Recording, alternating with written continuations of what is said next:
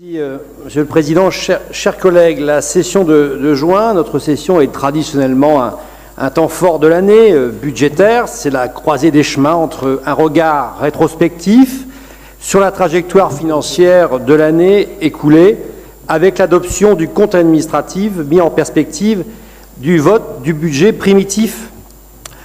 C'est le point d'étape du milieu d'année également en cours. A posteriori, une fine comparaison entre le budget primitif 2017 et le compte administratif 2017 illustre bien que le débat budgétaire 2017 n'était pas réalisé dans des conditions optimum de lisibilité optimale, notamment sur son volet recettes, comme nous l'avions à l'époque démontré et indiqué en séance. En effet, pour mémoire, nous notions à l'époque que de nombreuses ressources ne figuraient pas dans les inscriptions budgétaires, contribuant ainsi à laisser penser qu'il n'y avait aucune marge de manœuvre et tenter de justifier ainsi des réductions budgétaires ici et là dans certaines politiques du département. Concernant les recettes, donc, vous auriez pu, par exemple, à l'époque, procéder à une estimation plus précise sur le montant du fonds d'urgence et à son inscription dans le budget primitif, car l'État avait déjà, à l'époque, communiqué au département que ce fonds s'élèverait à 200 millions d'euros à répartir entre une vingtaine de collectivités départementales. Notre groupe, par la voix de son président Didier Magnier, vous avez d'ailleurs annoncé à l'époque que le Nord allait bénéficier d'une ressource supplémentaire de tout de même près de 25 millions d'euros. A posteriori, nous n'étions pas loin du compte, puisque vous avez pu inscrire, et tant mieux, au budget supplémentaire 2017, la somme de 24 680 000 euros. C'est positif pour nos finances. Pourquoi, cependant, ne l'avoir pas inscrit lors du vote du budget prévisionnel? De même, vous aviez prédit pour les droits de mutation à titre onéreux un montant de 295 millions d'euros. Comme nous l'avions également annoncé, et apparemment tant mieux, ce dynamisme s'est poursuivi de ces DMTO, puisque vous réalisez au CA 2017 un chiffre record de 332 millions d'euros, soit un gain tout de même de plus 17,2%, plus 37 millions d'euros pour les finances du département, là aussi non inscrits lors du vote du budget primitif. Nous rappellerons, mais bon, pas toujours revenir sur le passé, mais tout de même, parfois certains le font régulièrement, pour l'histoire que votre groupe dans l'opposition en 2013 n'avait pas voté cette hausse des DMTO et demander à l'exécutif d'alors s'il utiliserait ce levier au cas où le gouvernement déplafonnerait des DMTO, ce que nous avons avec recul tous réalisé. Mais cela, c'était avant. Lors du budget primitif 2017, vous n'aviez pas prévu non plus en recette le fonds d'appui aux politiques d'insertion, alors même que son montant global était connu au niveau national et qu'un fléchage était réalisé pour chaque département par le ministère. Encore une fois, une recette, bon, c'est pas énorme à l'échelle du budget, mais c'est quand même 4 millions d'euros tout de même non inscrits. Vous n'avez pas eu cette latitude toutefois dans le domaine de la taxe sur le foncier bâti. Vous aviez en effet effectivement prédit au budget primitif une recette de 490 millions d'euros et vous réalisez 491,6 millions d'euros au compte administratif, preuve qu'il est tout à fait possible par nos services compétents d'avoir des estimations ajustées, et tant mieux. Je rappellerai que le taux de cette dite taxe foncière a tout de même progressé, nous l'évoquions à l'instant, en 2016 de 25,7%, soit tout de même la quatrième plus forte hausse sur le plan national des départements. Votre majorité s'est ainsi constituée une recette non négligeable, même s'il est vrai que vous avez réduit, comme vous vous y étiez engagé, cette hausse, entretenant, disons-le, un certain flou parfois sur le terrain, une forme d'illisibilité budgétaire pour les nordistes. En effet, on monte et après, juste après, on redescend de la moitié de la montée. Donc sur le plan orthodoxie budgétaire, c'est pas quelque chose qui se voit quand même régulièrement. On est plutôt en général sur des formes linéaires avec des évolutions régulières, progressives, permettant d'expliquer des choix budgétaires. Mais encore une fois, c'est votre choix, c'est le choix de votre exécutif. Pour mémoire, tout de même, la hausse d'impôt s'est tout de même traduite en 2016 par une augmentation moyenne de 70 € pour les ménages nordistes, propriétaires, et de 700 € pour les entrepreneurs. 100 millions d'euros supplémentaires ont donc été prélevés chaque année en 2016 et en 2017.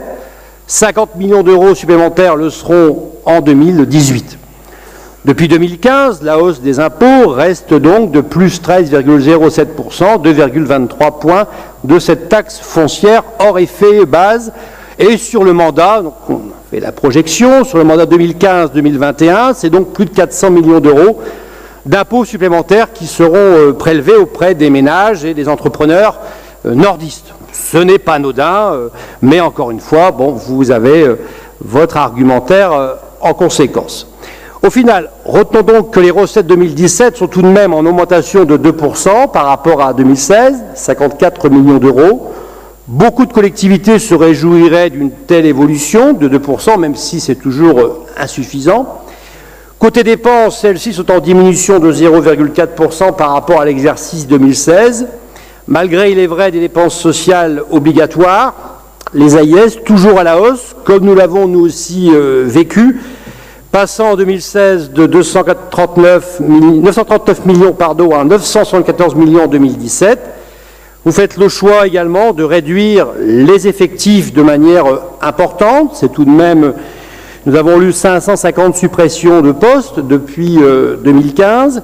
C'est aussi votre choix, au risque, nous pensons, de fragiliser à terme les services publics aux nordistes et d'une réduction plus globale de la qualité de la relation entre les agents sociaux du département et les populations nordistes. Mais, encore une fois, c'est votre choix. Certaines politiques thématiques ont fait l'objet de sévères coupes budgétaires, on a eu l'occasion régulièrement de le dire. En 2017, les crédits dédiés à la politique en faveur de l'enfance, de la famille, de la jeunesse sont en diminution encore de 4% par rapport à 2016. Sur le plan des investissements, 218 millions, ça a été rappelé, ont été investis en 2017.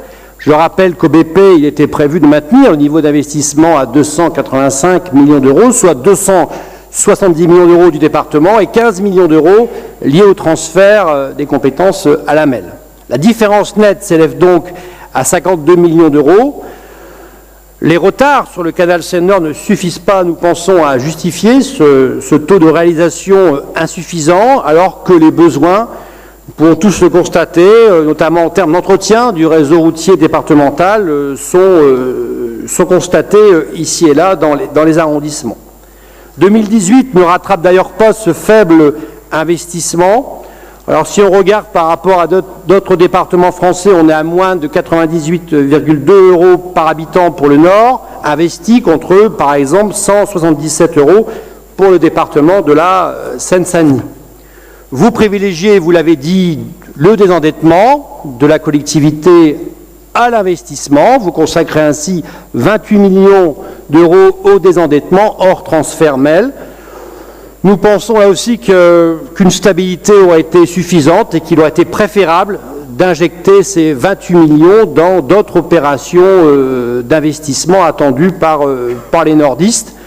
Notre endettement, et vous y faisiez référence, est dans la moyenne des départements français. Voilà, on n'est pas les recordman de l'endettement, on est tout à fait dans la moyenne par habitant, par nordiste. Donc il n'y avait pas lieu, à notre sens, de désendetter de 28 millions. On aurait pu stabiliser.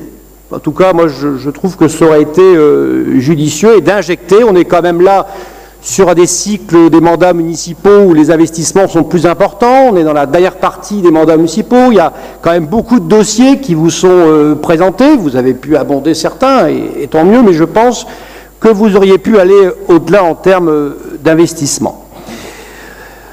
Voilà, chers collègues, ce que je voulais vous dire.